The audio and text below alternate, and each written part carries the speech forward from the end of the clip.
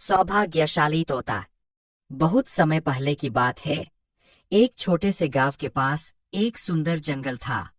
उस जंगल में तरह तरह के पक्षी और जानवर रहते थे।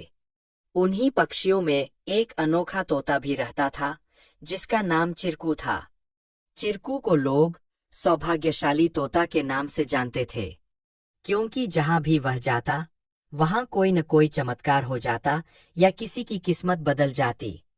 गांव के लोग मानते थे कि अगर चिरकू उनके घर आ जाए तो उनके जीवन में सुख और समृद्धि आ जाती है।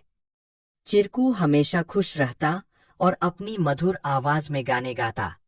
लोग उसे फल और अनाज खिलाते और उसकी भलाई की कामना करते थे। चिरकू भी गांव के लोगों से बहुत प्यार करता था और जहां भी जाता, खुशियां बांटता। एक दिन गांव में एक गरीब किसान, जिसका नाम रघु था, बहुत परेशान था। उसकी फसलें बर्बाद हो गई थीं और उसके पास खाने को भी कुछ नहीं था।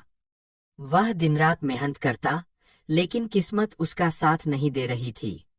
एक दिन रघु ने गांव के लोगों से चिरकू के बारे में सुना और सोचा कि शायद यह सौभाग्यशाली तोता उसकी भी मदद कर सकता है। रघु ने तय किया कि वह चिरकू से मिलकर अपनी किस्मत बदलने की विनती करेगा। अगले दिन वह जंगल की ओर चल पड़ा और चिरकू को खोजने लगा। बहुत ढूंढने के बाद उसे चिरकू एक पेड़ की डाल पर बैठे हुए मिला। रघु ने बड़े ही आदर के साथ कहा।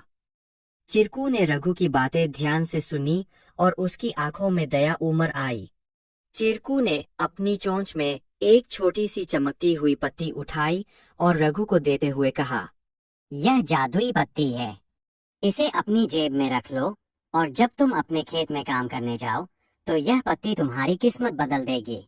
रघु ने धन्यवाद कहा और वह पत्ती लेकर अपने घर लौट आया। अगले दिन वह अपने खेत में काम करने के लिए गया। जैसे ही उसने खेत में जुताई शुरू की, अचानक से बारिश होने लगी। उसकी सूखी जमीन हरी भरी हो गई और थोड़े ही समय में उसकी फसलें लहलहा उठीं। रघु की मेहनत सफल हुई और उसकी किस्मत सच में बदल गई। अब रघु के पास भरपूर अनाज था और वह फिर से खुशहाल जीवन जीने लगा। उसने गांव के लोगों को चिरकू की बुद्धिमानी और उसके द्वारा दी गई जादुई पत्ती के बारे में बताया। सभी लोग चिरकू की प्रशंसा करने लगे और उसे और भी अधिक प्यार देने लगे। लेकिन चिरकू ने रघु को एक बात कही थी। याद रखना, यह पत्ती सिर्फ तुम्हारी मेहनत का साथ देगी। अगर तुम मेहनत करना छोड़ दोगे तो यह भी अपना जादू खो देगी। रघु ने चिरकू की बात समझ ली और कड़ी मेहनत जारी रखी। धीरे धीरे उसकी स्थिति पहले से बहुत बेहतर हो गई। वह गांव के सबसे सफल किसानों में से एक बन गया, लेकिन उसने कभी यह नहीं भूला कि उसकी सफलता में चिरकू और उसकी मेहनत का कितना बड़ा हाथ था। कहानी से सीख। इस कहानी से हमें यह सीख मिलती है कि किस्मत भी उन्हीं का साथ देती है जो खुद मेहनत करते हैं। सौभाग्य और अवसर तभी काम आते हैं जब हम अपने प्रयासों से उन्हें सही दिशा देते हैं। Please like, share and subscribe our channel to learn more.